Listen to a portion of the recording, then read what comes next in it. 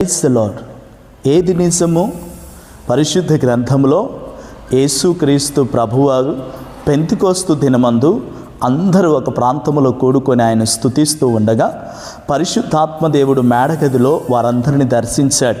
ఇది నిజమేనా? ఇది నిజంగా జరిగిందా అని మనం ఆలోచన చేస్తే పరిశుద్ధ గ్రంథం మనకు అపోస్తుల కార్యం 2వ అధ్యాయం 1వ వచనంలో ఆధారం చెప్తుంది.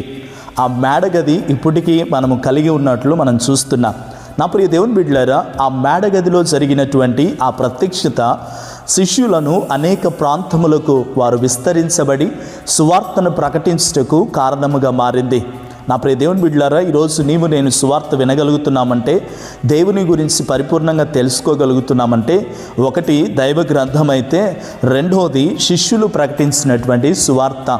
ఈరోజు సువార్తను నమ్మి విశ్వసించగలిగితే, వాక్యమును విని నమ్మగలిగితే నా జీవితంలో ఒక పరిపూర్ణమైనటువంటి సత్యమును తెలుసుకోగలుగుతాం.